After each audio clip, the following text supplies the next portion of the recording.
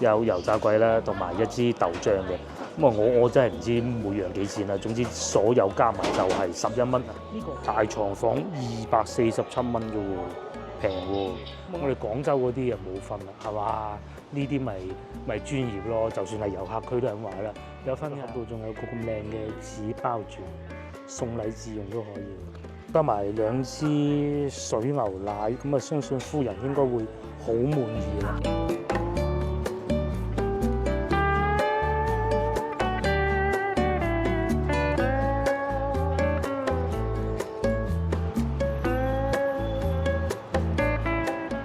各位觀眾早晨啊！我而家所在位置就係順德嘅大良啊。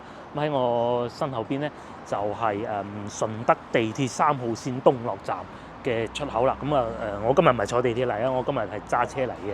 咁啊而家朝頭早差唔多9點，我仲未食早餐，我去食啲嘢先。喺呢度前邊一路往前行咧，有個小食店啦，都唔叫餐廳啊，叫大圍宮。咁啊，我哋去嗰度食嘢。據說係唔錯嘅。我食完早餐之後就會過去清輝園嗰個方向嘅，咁啊亦都帶大家睇下附近啊有咩好玩，亦都係方唔方便。咁啊，究竟交通路線係點呢？其實又唔麻煩嘅喎，自己係有揸車啫。咁我相信好多觀眾未必都會有揸車噶嘛。方法係咁嘅。首先如果你哋喺譬如話香港嚟咁先算啦。第一個地點梗係去到廣州南站，咁然之後咧坐到去北滘公園站，咁啊再轉，總需要用時咧47分鐘就可以嚟到呢度㗎啦。只要你喺地鐵站附近咧，咁就方便得多啦。包括我哋等陣想去嘅清輝園嗰邊咧，亦都係會有地鐵站㗎。咁啊如果你係住酒店，可以未必選擇呢度，但係我啱先揸車經過嘅時候咧，亦都見到上次咧我喺深圳住嗰個酒店啊，全季酒店都係有嘅。咁我哋去到食嘢嗰度，再慢慢同地方咧就係呢度入去嘅。又多嘢食嘅喎，譬如呢度寫住魚皮長豬雜粥，咁啊已經知道係食咩啦食魚皮同埋豬雜粥。咁啊嚟到而家呢個時間未開門都係好正常嘅。我哋繼續往前行就可以去得到嘅，大概仲有幾分鐘啦，唔知睇唔睇得先。大圍宮早餐店，喺地鐵站出嚟，先後喺度行過嚟，大概5-6分鐘到啦，嚟到呢度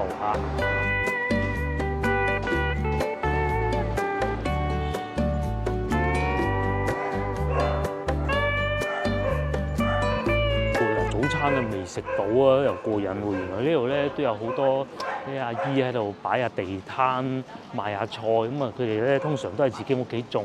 之前有觀眾講過，哇！佢哋賣咁平得唔得？大佬佢哋自己種嘅，咁賣唔晒啫。自己食唔晒就攞嚟賣咁解嘅啫。我要食嘅地方應該就喺前邊啦，又係當地村民咧一早瞓醒覺冇嘢做啦，飲杯九廣雙蒸啊，咁啊然之後就買下菜啊，咁啊過嚟食嘅早餐檔嘅，有咁多車嘅咧。埋呢邊啲樓又靚喎，順德人有錢啊，不在話下啦。因為好多都係已經發展過㗎啦，好似面前呢啲咁樣樣啦，好似對面呢啲咁咧，有部分啊租咗出去啦。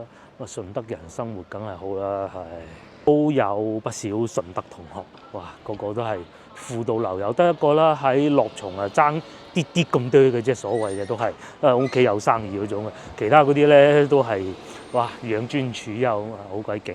要食早餐嚟呢度啦，點解全部坐滿喎啲車塞住晒喎，好似上次食排骨飯咁嘅喎，冇排骨飯咁誇張，但係都好多人喎。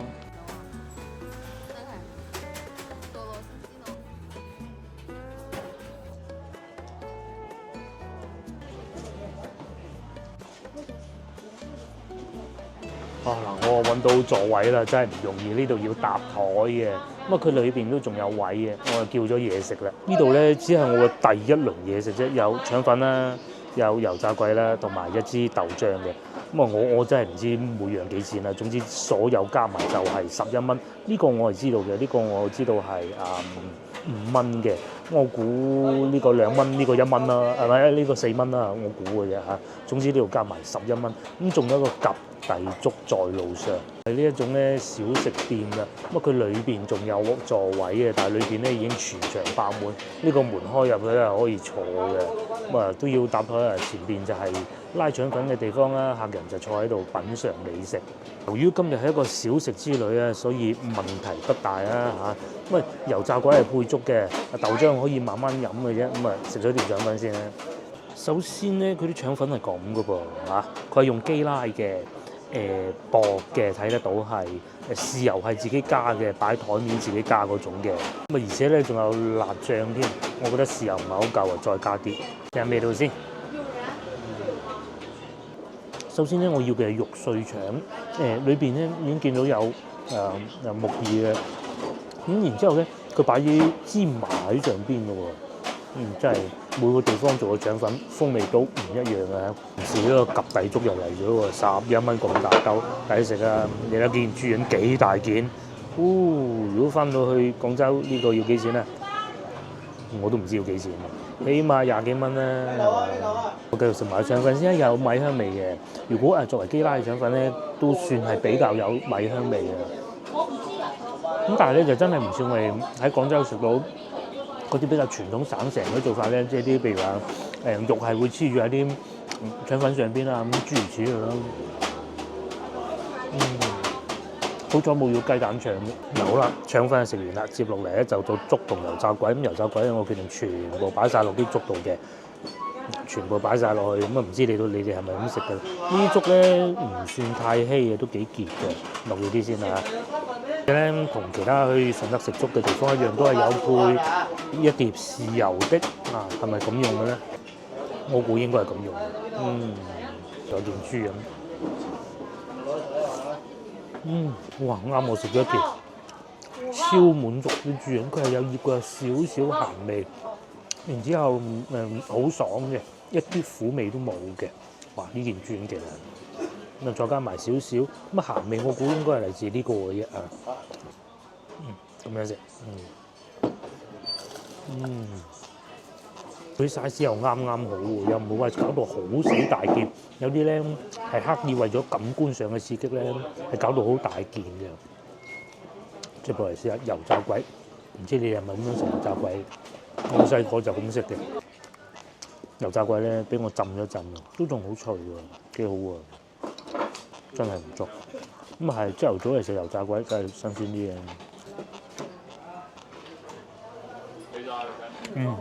不過咧啲油炸鬼屬於比較容易浸腍嗰種啊，所以咧應該係食一件夾一件，食一件夾一件，可能會好啲。比較有趣係咧，佢哋呢度除咗遊客以外咧，又有當地人嘅喎。當地人過嚟食個早餐再開工。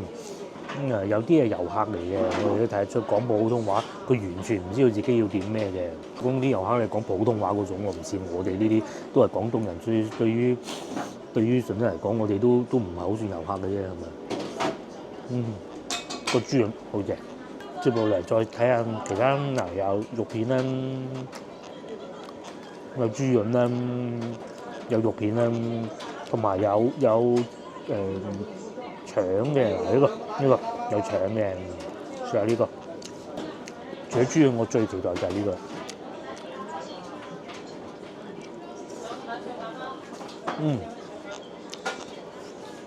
好腍，幾好，真係幾好。哇，好脆嘅嗰條粉腸，好好味。咁啊，呢啲炎熱嘅寒涼嘅天氣咧，食粥就最好嘅。呢個餐廳我想嚟好耐啦，老婆又話唔肯嚟，又話要食嗰啲排骨飯。咁咧咁啊係嘅，因為咧天氣太熱咧，食粥係好辛苦嘅。食完咧後邊行程你都唔想去嘅。而家到你食兜粥好味。啲順德人處理粥咧係一道唔同嘅見解喎。老實講，肉片咧，我覺得唔算太精彩啊，未食唔知。但係咧豬潤咁樣浸住佢都唔怕老喎，因為可能切得夠大件。如果薄嘅話咧，一定會浸到老晒。肉片係夠多嘅，但係咧佢哋啲葱花用得好好喎，每一羹筆落去咧都係食到有葱嘅嗰種香味。我將我啱試過啦，甜一啲咁多啦。如果早餐係接受到嘅，嗱而家咧已經過咗9點啦，咁我慢慢食完早餐先，食完早餐咧就坐地鐵去清暉園嗰邊遊玩，食早餐。嗱好啦，我食飽飽啦，哇真係好飽啊！都係好順德味道啦。你話好食到爆炸也未至於，但係咁嘅價錢，我用咗20蚊，咁大兜粥，啲腸粉啊、粥啊各種都係好好。咁啊價錢平啊，坐得又夠本地風味咧，唔污糟嘅，唔會話裝修咁簡陋會唔會好污糟？又唔會嘅，而且咧近地鐵站嗰下緊要啊嘛。咁啊入嚟行下呢啲。又唔叫農村，因為呢度未算村，而且咧事實上順德大良啊，仲要係大良咁有錢咧，都冇話好似以前啦，好舊嗰啲屋啊，又或者以前早幾日咧，我哋去到開平啊下邊嗰啲村嗰啲咁殘咁舊嗰啲屋咯。咁啊好啦，而家我哋日日坐地鐵，我話唔揸車過去啦，喺度過去清暉園啊。我哋心目中咧，大多數都會認為啊，順德呢邊咧好多地方都係好殘好舊，雖然有錢，但其實唔係嘅嚇。有錢就真嘅，因為佢哋好多地方咧都係自己佢可以租出去，靠收租為生，咁啊可以起到好似面前呢啲屋咁樣啦。有外地人嚟做工喎，咁樣咪有收入咯，係咪先？前邊呢度仲有市場添，咁啊繼續行，仲係地鐵站，喺呢度生活咧都幾舒服㗎。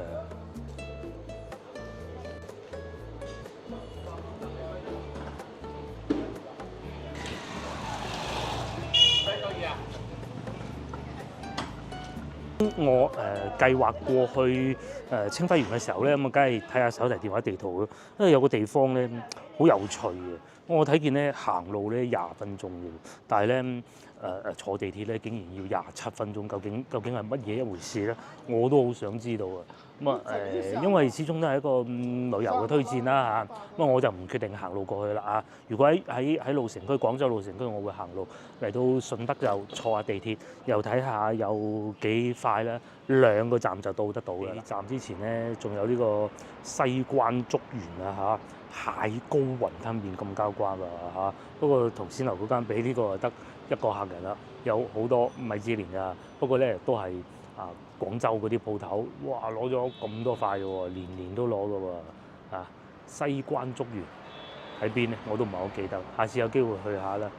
返廣州市地鐵站咧好簡單，就喺前邊嘅或者對面馬路啦，冇理由過對面馬路。至於我咧停車係停喺對面呢度嘅，平啊5蚊雞1小時，頭30分鐘免費，仲有得充電添。所以咧點講啊？唔好話真係抱住以前嗰種諗法順德會唔會啲基建好落後啊？絕對不會的又有充電，停車又平。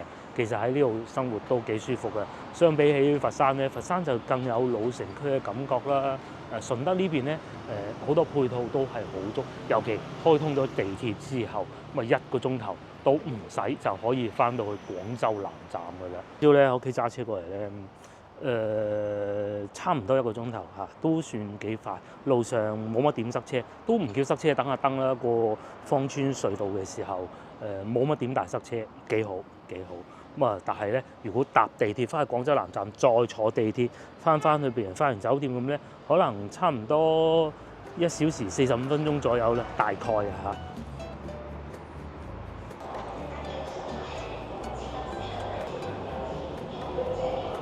等地鐵未買飛，同大家講埋啊！啱先我查過啦，如果揸車過去清暉園咧，大家估下要幾耐？4分鐘。咁大家如果喜歡因為翻嚟肯定冇揸車嘅啦。如果唔喜歡坐地鐵想話打車過去嘅話咧，我諗call 滴滴嗰啲咧幾分鐘就到，好方便嘅。咁行路都唔錯嘅而且佢係一條直路，冇話兜路嗰種咁嘅。我哋坐地鐵。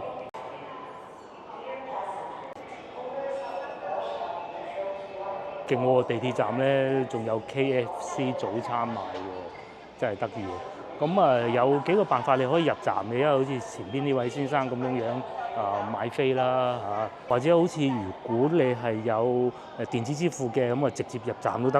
咁至於我咧就直接入站。呢個咧就係地鐵圖啊，佛山嘅地鐵線路。等我睇下喺邊先。我哋依家喺好複雜啊！一多就複雜㗎啦，應該大概喺呢個方向吧但係冇錯，呢度東落路，我哋淨係坐一個站去到大良鐘樓咁就到㗎啦，好方便嘅。咁啊，如果你哋喜歡嘅咧，其實仲可以住去歡樂海岸。如果唔怕遠，住好啲嘅咧，歡樂海岸有好多酒店嘅。之前亦都有一位觀眾係同我講過，佢就住喺清暉園隔離，據說都唔錯。咁啊，我建議咧住喺東樂路呢個附近咧，全季酒店都可以。咁喺呢度咧就可以一路翻啦，咁樣翻到去廣州啦嚇。南站啦，幾方便嘅。甚至乎去到番禺都得嘅。咁至於呢邊咧，就係要上地鐵嘅地方啦。嗰度寫住大良鐘樓，咁啊一個站就到。不單如此，呢度仲有洗手間，仲好乾淨添。好似呢個咁咧，星晴佛山清暉園酒店，咁喺邊度？我其實唔係好知，但係離我呢度咧，淨係200米嘅啫，咁應該係好近㗎啦已經。幾錢啊？大床房247蚊啫喎，平喎。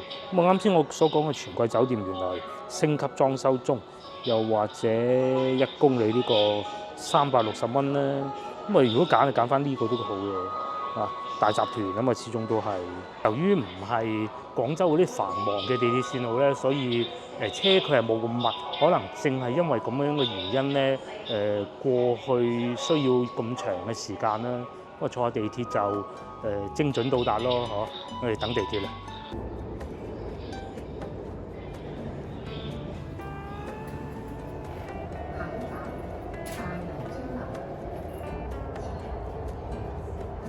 快咧，我哋就嚟到地鐵站啦。咁我應該會揀翻 E 出口會方便啲嘅。呢度啊，E 出口咁啊過一條馬路對面一路行就已經係清暉園㗎啦嘛。咁我哋會去華蓋路步行街。咁喺華蓋路步行街咧，仲可以過翻去金榜上街，即係食水牛奶嗰度咧，幾靚個地鐵站，新起喎。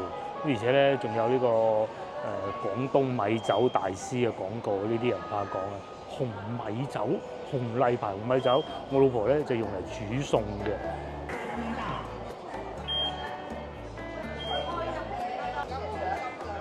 係啊，我喺度嘟。今日係一個好日子啊！天氣咁好，又唔會太熱，有陽光，好多遊客咧都嚟呢度玩啊。同琴日比起身，落雨，今日真係正好多啊嚇！咁我咧出咗地鐵站咧，就會沿住地鐵站出嚟往右呢個方向行嘅。後喺呢個方向過去，應該就係去金榜上街嘅地方。如果冇記錯嘅話，喺呢個方向咧過去咧就係清暉園嗰個方向嘅。咁啊喺呢度行過去大概仲有5-6分鐘就到㗎啦。咁但係有個小問題咧，就係原來先頭 E 出口嗰度啊係要步行上嚟嘅。我冇辦法證實其他出口係咪咯。咁但係大家要知道 E 出口係要步行咁就得㗎啦。如果去到週末咧，呢條路啊超級大塞車，係清暉路嘅，因為我揸車揸過一次，喺呢度揾停車位啊，各種都係好麻煩。咁啊如果我呢個頻道咧有本地嘅觀眾、廣州嘅觀眾又想揸車過嚟，我最好辦法咧就好似我先頭咁啊，停喺東樂路坐一個地鐵站過嚟行下咁咪得咯，係咪？咁啊一路往前行就會到得到清暉園㗎啦。又唔算話太遠嘅嗱，你前邊又有便利店啦。又有銀行啦，又有停車場啦。之前同老婆一次揸車嚟過，想停嗰個停車場，停到人都癲。咁啊嚟順德做乜嘢？梗係食小食啦嚇。去清暉園嗰度食小食。其實通常我認為順德嘅美食咧係分咗幾種嘅。第一個咧就好似啲小食老實講，啲小食咧對於我哋遊客嚟講咧梗係首選嚟。但係對於當地人咧，我諗佢哋並不太喜歡。就正如好似我哋去到我哋廣州人去到上下九啊，去到北京路啊，見到嗰啲三寶咧，其實都係避之則吉㗎。咁啊，但係如果遊客見到睇見又好似好開心嗰種感覺㗎喎，我諗大概就係呢一種感覺啦嚇。但係如果你話其他，譬如有餐廳咁樣咧，相對嚟講咧就更捐窿捐罅一啲嘅。嚟到呢度我認得啦，一直行其實就可以去到步行街的一部分嚟㗎啦。因為之前太太喺呢度揾過洗手間嘅，你喺呢度轉左過去又得，喺呢度過去又得。我建議其實喺嗰度轉左都唔錯，不過我想繼續行埋呢邊先。如呢度咁啊，又有星巴克，冇錯啦。之前我咪話有一位觀眾咁啊，好忠實㗎啦。睇咗我頻道好耐啦，嚟自澳門嘅觀眾咧，佢哋家庭樂啊，家庭旅行嚟到順德咧就喺對面嗰個酒店住啦。而且大家睇唔睇到對面仲有巴士？應該我睇見應該係永東巴士嚟嘅，咁啊幾方便啦嚇。喺呢度，如果你話哎呀我唔中意坐地鐵，咩廣州南站我都唔中意，可以直接坐巴士嚟到呢度。實在係咁啦。如果咧我而家要買對面嗰部巴士咧，去香港荃灣如心廣場咁計咧，10點半有車啦，1點幾就翻到去香港啦。喂，120蚊，呢個係港幣，350蚊咋，房租1晚，真係幾好喎！咁靚喎，新世界究竟同香港新世界咪一樣咧？因為我信會係嘅，就算唔係都好啦，都冇所謂。睇見咁嘅環境都唔錯，而且仲有星巴克。星巴克唔係傻仔嚟嘅，佢開啲地方咧，絕對唔會係嗰啲古靈精怪嘅地方啊嘛。呢個幾好啊！呢個大家可以選擇350蚊閒日，可以喺呢個酒店住。如果你好中意食先頭嗰個早餐嘅話，咪坐1個站地鐵去行去嗰度食個豬雜粥啊、及第粥啊、腸粉先，再翻過嚟呢度行又得，幾好嘅。咁而且咧就已經住喺清輝園隔離咯喎，可以一早入去清輝園行，面又有些粉繼續往前行就已經係清輝園啦。我認為咧喺呢度華蓋路啊，即係金榜上街啊，包括係清輝園小食街啊。如果係2日遊嘅話咧，就輕鬆啲；1日遊咧就緊張啲，時間緊迫啲。咁啊，基本上就係咁啦嚇。新世界中心商場，我仲有個中心商場添喎。咁我相信應該就係真係嗰個新世界，因為仲有呢個金鋪啊嘛，係咪先？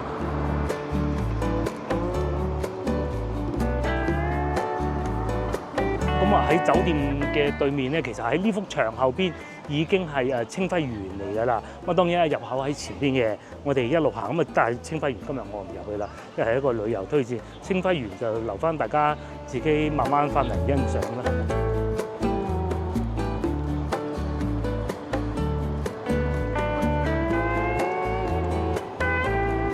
咁我哋嚟到呢度啦，咁啊我相信咧唔使介紹，大家都睇到啦嚇。只出不進嗰幾個字係咁啊，講明咧呢度係一個出口嚟嘅啫。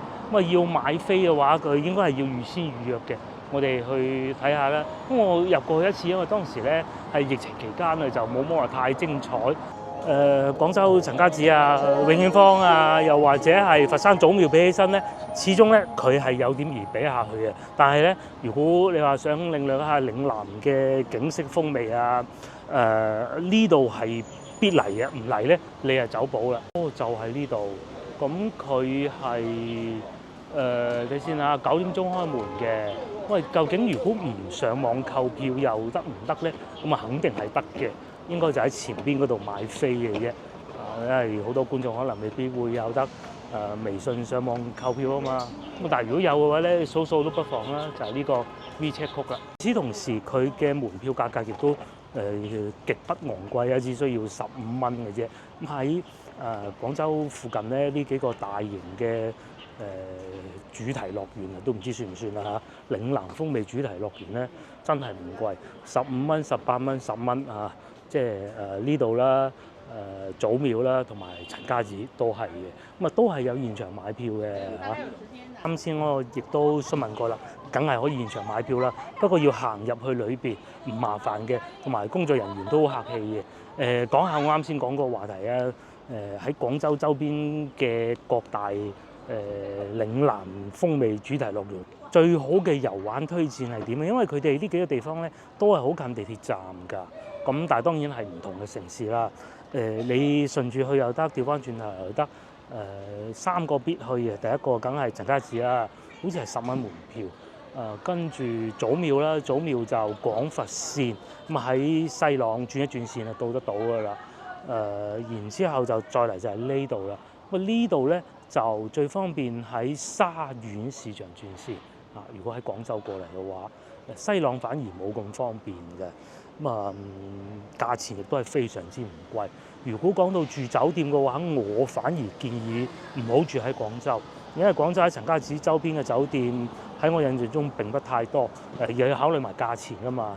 如果係喜歡嘅話，住喺順德呢邊咧，即係我哋啱先見到嗰個新世界咧，有好多觀眾話啊，國內嗰啲酒店點樣 book 㗎？我嘅建議係咁嘅，因為我哋出國咧都係上呢兩個網站，就係 Booking 同埋Agoda，我唔知而家仲用唔用到啊嚇。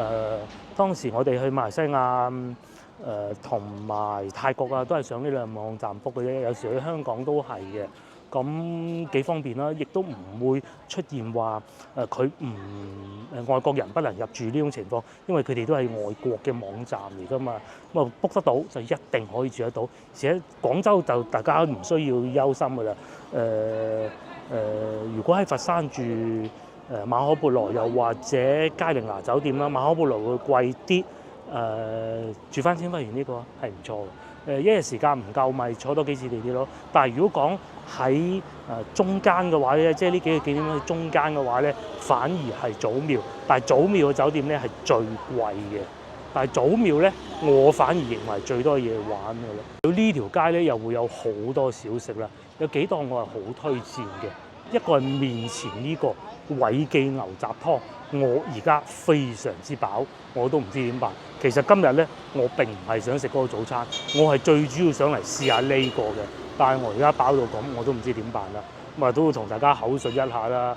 五香牛雜30蚊，招牌牛雜湯18蚊。而家呢個時間係10點15分，已經咁多人啦。如果去到週末嘅話，呢條街咧係好爆棚，好多人嘅。我認為繼續往前行就係步行街。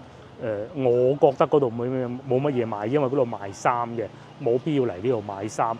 仲有幾間牛奶鋪咯嚇，要喺呢個方向去嘅，或者金牌魚皮大王，又有雙皮奶。有觀眾就話：哇，遊客區嗰啲雙皮奶得唔得㗎？嗱，我未試過呢間啊，但係順德嘅都試過幾間。我可以同大家講，即使係嗰啲攞貨都好咧，都好好食㗎啦。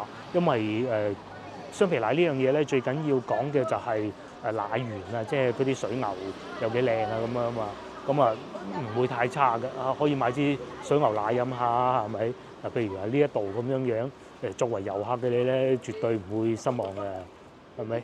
水牛奶10蚊啫喎，我買咗支水牛奶啦，10蚊。仲有好多小食嘅，玩嗱，人哋係有分啊，係咪先？我哋廣州嗰啲又冇分啦，係嘛？呢啲咪專業咯，就算係遊客區都係咁話啦，有分㗎。鱸魚皮又有咩特點啦？全部寫晒鯪魚皮，最貴咧就皖魚皮。佢度仲寫住啊，除咗貴就冇乜缺點添。羅非魚皮，下次就識食啦嚇，唔識食都識講啦。仲有套餐嘅啦，魚皮雙拼就38蚊一份，又或者係魚皮3拼4拼58蚊一份啫喎，幾好喎。呢間餐廳坐得睇上去都幾舒服啊嚇，但係就冇咗啱先嗰啲坐喺個棚底食嗰種感覺咯。面行清暉園之前過嚟食少少又得，食飽之後再行清暉園又得。突然間你又想飲個薑撞奶都得，而家天氣寒涼啱啊！又或者買新會陳皮就唔使喺度新會啦嘛，係咪？靚啊平啊，梗係新會啊，但係咧車費都係時間嚟啊，你又唔識揸車係咪先？幾好啊！至於呢個咧，今次應該都冇緣試得到啦。真係清甜嘅喎，真係甜嗰種清甜，唔係落糖嗰種甜喎。咁我哋就繼續行啦。其實過嚟之前咧，我都做好功課先過嚟嘅，就唔係話漫無目的咁過嘅。有幾間餐廳都可以推薦，不過會繼續喺前邊咯。咁至於呢度咧就係停車場，我而家睇見咧係新品啦。原來啱先咧，我喺清暉園門口個停車場咧，嗰度係5蚊3個鐘。咧做功課係好緊要嘅，有咩雷咧，我幫大家踩咗先啦。講翻呢支。好飲係真好飲嘅，但係都係翻到金榜上街梯底嗰度好飲得多。呢啲就都係正宗，唔係話溝咗水啊或者乜嘢，但係就冇嗰度咁新鮮。但係就肯定唔係話會飲壞人啊各種冇咁嘅情況嘅。異味啊嗰啲嘢肯定係唔會有，亦都係我飲過嘅水牛奶嗰種味道咯。但係感覺上去到金榜上街嗰度會好啲。咁我哋繼續行啦，因為而家時間尚早啊，所以咧好多餐廳都係未開門。咁如果喜歡食撈魚皮咧，其實你係完全唔需要翻到去寶華路嘅嚇。好咧，成條街都係，呢度仲有煲仔飯喎。可惜睇唔到價錢啦。據說呢間都係唔錯嘅，起碼坐得舒服啦。再嚟咧就係我而家又食唔落，但係我強烈推薦呢一間，認住係呢一間，認住我每一次我都會記錯嘅呢個民信老鋪。如果夏天嚟咧，必食嘅就係嗰個紅豆冰啊，綿綿紅豆冰一試難忘啊，清熱解暑。咁冬天就最好唔好啦。但係上邊咧亦都有個博物館嘅，咁啊可以一試啦嚇。我同太太都上過去，幾好玩嘅係幾多嘢睇啊！亦都講咗佢哋嘅歷史，即係關於雙皮奶歷史，同埋亦都解釋咗呢幾間鋪頭嘅關係嘅啦嚇。咩民信、人信、咩老鋪嗰啲咧，全部都解釋咗嘅。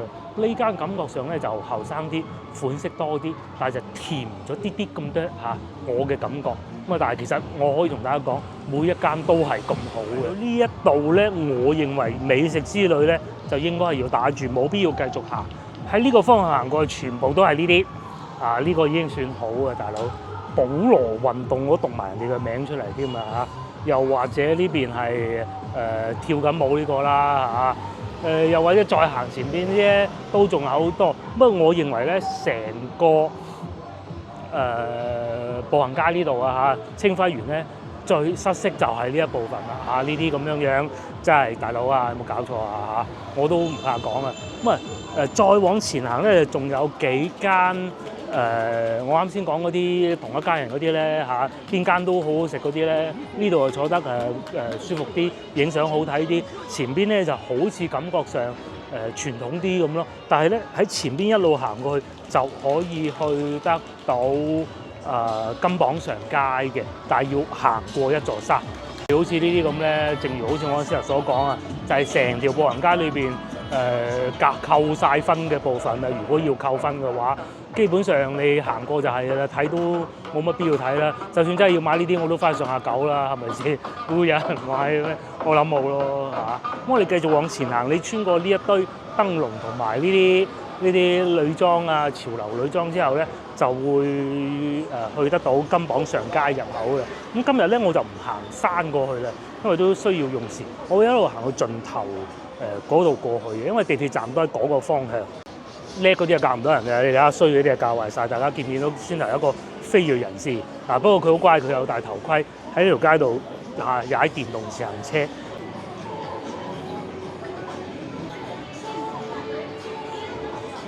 第一間，我都研究咗好耐。呢間咧就廣州有分店嘅，同埋有飯食，即係嗰啲小食啊，嗰啲蒸飯嘅。二間對面歡謝倫較高。再行前少少賣崩沙。第三間，如果你哋喜歡最傳統嘅，可以嚟呢度。咁啊，佢哋偶爾都會有少少變革出下啲新嘅餐單嘅，譬如嗰半糖雙皮奶咁。咁啊，但係咧就呢間應該據我所知係最創始嘅、最傳統嘅。如果你想又有小食嘅，有咩炸雞翼啊、粽啊嗰啲咧，就去中間嗰間；想去新潮啲嘅影相嘅，就去第一間；熱天嘅咧，去第一間。但係如果你要食到好傳統嗰種咧，就去到第三間。咁啊，大家記住啦，呢個就係我個人建議嚟嘅嚇，唔知啱唔啱㗎？呢個第三間之後咧，見到呢度有個人像嘅崩沙店啊嚇，咁咧喺呢度上去就係華蓋山棧道，喺度兜兜轉轉，大概20分鐘左右嘅路程啦。講緊係行山啊嚇，就可以去得到金榜上街㗎啦。如果你唔中意行咧，可以繼續行呢邊。我認為行山係會過癮啲嘅，因為行山係會過癮啲，因為多啲嘢睇啦。咁你去睇埋天氣啦，大熱天時都唔會太熱，但係都有少少吃力。呢啲天氣過去係最好㗎啦。不過我因為上次行過一次，我啊想行下呢邊係點嗱。我如果係有坑啊，同大家踩下；有雷啊，同大家避下。咁喺呢度，大家見到前面嗰塊牌，其實喺呢度過去咧都可以去得到清暉園同埋新世界嗰個酒店嘅，咁啊差唔多嘅啫。但係我建議會去翻前邊嗰度入會好啲咯。咁啊悉隨尊便啦我哋繼續往呢個方向行過去。我見到前邊都仲有佐丹龍，我記得曾經有一次直播係嚟過嘅。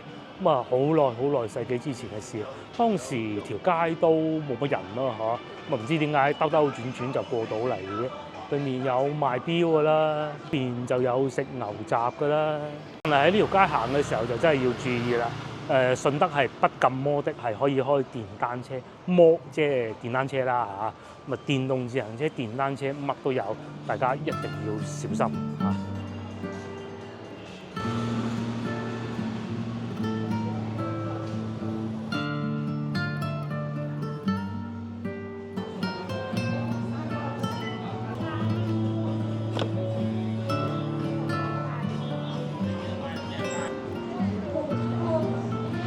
咁嚟到呢度咧，終於行完呢條步行街啦嚇。咁啊因為咧行唔係好耐，試下也不妨嘅。但係如果食咧，就記住唔好亂咁食。唔好亂咁食嘅意思係因為太多好嘢食咧，你就會付出咗好多胃容量，有限的胃容量啊。咁啊行下呢條街咧就唔係好花費時間嘅。喺我嘅正前方往右轉就已經係地鐵站嚟㗎啦。就喺呢度往右轉就係地鐵站。咁我哋唔往右轉，往左轉就可以過翻去金榜上街嘅。喺呢度大概行10零分鐘到啦。咁啊，所以如果一切就以呢個地鐵站作為起點嘅話咧，係一個唔錯嘅選擇嚇。記住嗰度係地鐵站，呢度就係步行街，但係建議喺前邊入。咁咧，如果唔去清暉園咧，就喺呢度過嚟金榜上街。咁啊，記住呢幾句口訣就啱㗎啦。金榜上街咧就有更多雙皮奶鋪頭啊。如果話先頭我哋喺清暉園門口嗰啲遊客 feel 多啲嘅話咧，金榜上街咧就更好攞到嗰種平衡啊。即係佢話唔遊客 feel，其實又唔得嘅。有時候連餐牌都冇，真係有啲真係會冇㗎。大家都係熟客，使乜餐牌啫？你係唔知點啲咩連幅相都冇，淨係寫個字。譬如話，我之前講過龍眼炸豬肉咁，你係會真係認為係用龍眼去炸豬肉㗎。咁其實就係個眾所就睇過我頻道都知啦。眾所周知，其實龍眼係一個地名嚟㗎嘛。咁所以咧，我認為係要喺呢度遊客同埋本地嘅味道咧取得一個平衡咧。金榜上街係一個唔錯嘅選擇嚟嘅。趁住天氣好，可以喺呢度行下又得。咁啊，一直往前行，大家睇唔睇到前邊呢度有體育館？喺體育館隔離嗰條街行過去就到㗎啦。咁啊，如果唔想咁辛苦行山嘅話咧，就可以好似我而家咁樣行呢條路咯，嗬！哇，上邊呢條天橋仲好靚添。而且你好似我咁食到咁飽，根本食唔到其他嘢啦。但係又想食喎，又想再試下喎。你行下呢條路消化下都係不妨嘅。我而家真係好飽。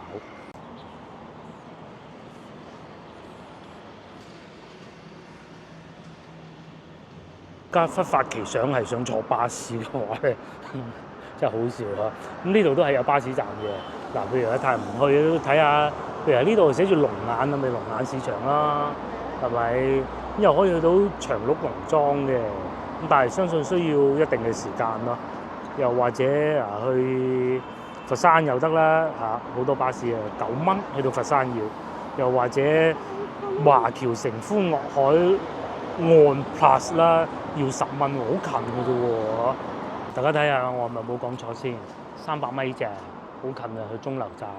咁啊，繼續往前行，前邊我見到仲有部巴士喎，似係去香港嘅巴士喎。等我過去睇下先，綠色嗰部。佢呢個啦，搞錯啊，唔係去香港，佢都冇車牌，喺廣州嚟嘅一部巴士，應該係旅遊大巴嚟嘅，我估。咁啊，繼續往前行咧，呢度有個體育館啊，體育中心，順德體育中心。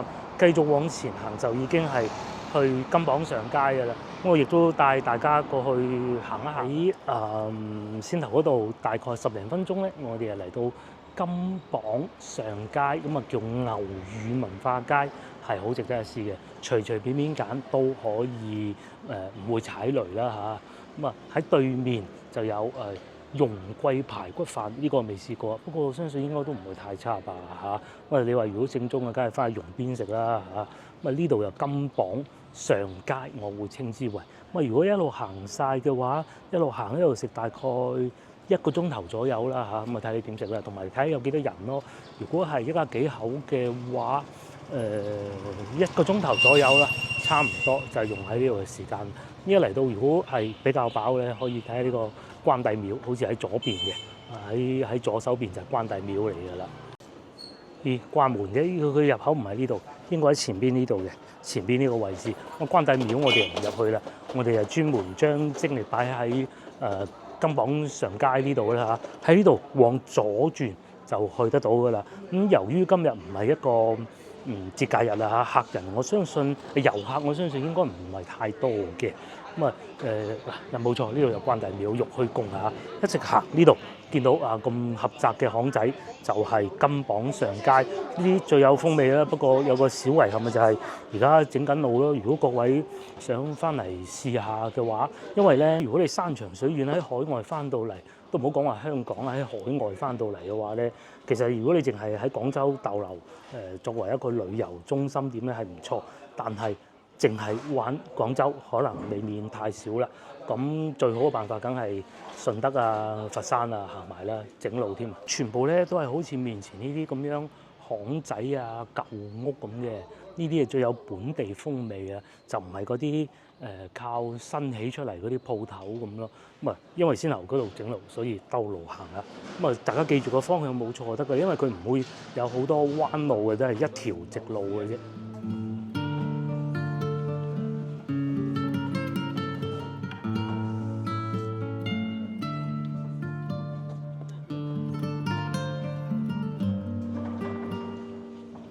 哇！真係整路撈教啊嚇，咁啊整路整靚啲都好嘅。終於我哋又嚟翻呢度，咁你竟然發現有好多鋪頭係冇開門㗎噃嚇，因為平時咧都係好多小食嘅一條街咧，依家竟然變成咁樣喎嚇，整路喎。係先頭我喺嗰度食到咁飽，都係一個唔錯選擇。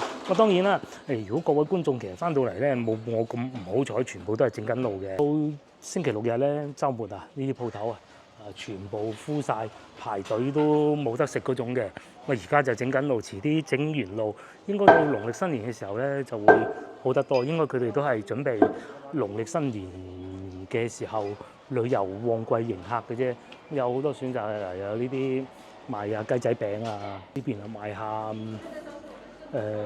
椰子汁啊，喺呢邊已經整好路嘅賣下雙皮奶啊，呢間咧。又係唔錯嘅，我之前試過一次。啲先頭所講咧，其實好多鋪頭啊都唔會太差㗎，因為佢啲水牛奶咧真係品質唔錯，同埋呢間咧又係好出名嘅嚇。去到星期六日啊，排隊全部都係人，坐喺裏邊咁慢慢欣賞你嘅陳村粉啊、倫教糕啊、水牛奶啊，咁又可以買下啲豆腐啊。賣水牛奶2支，幾支？兩支。3隻。要上蚊要凍㗎？帶翻去俾老婆飲。哦，俾凍啲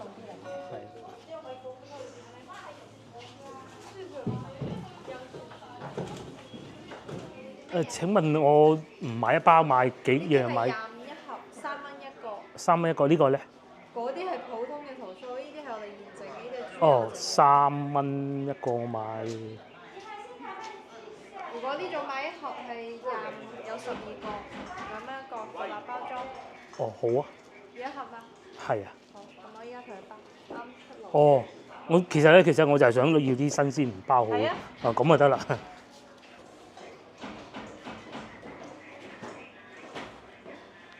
咁佢用豬油做㗎嗬？係。同合桃酥有冇咩唔同咧？佢唔係合桃，嚇。佢係叫荷花。哦，有荷花嘅香味。唔係，主要係佢嘅形狀有啲似。哦，形狀似荷花，好靚。我哋個店名叫荷路齋。明白。跟住佢係我哋嘅招牌產品。OK。再喺個盒度仲有個咁靚嘅紙包住，送禮自用都可以喎。咁就包好晒，好企理喎，裏邊仲獨立包裝嘅喎，加埋2支水牛奶，咁啊相信夫人應該會好滿意啦。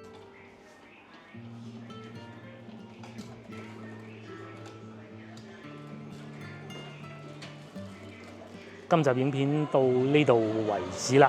咁啊，如果大家喜歡嘅話，可以跟住我今日嘅推薦，翻到嚟順德大良呢邊遊玩嘅。咁我認為一個北滘一個大良都係好適合遊客過嚟嘅，因為佢一來又近地鐵啦，二來咧又比較多廣東人啦，包括啱先咧買呢個咧，知唔知點解買啊？因為賣嘢嗰個靚女咧，除咗靚之外咧，佢係講廣東話嘅，就唔係收普通話嗰啲咧，就係扮廣東手信咁啊，所以我先出手買嘅咁啊，記你啊！好啦 ，share 呢條影片俾你嘅朋友睇，又或者幫我點個 like 啦，我哋下集見啦，記得翻嚟順德玩，我而家去坐地鐵翻去攞車，拜拜。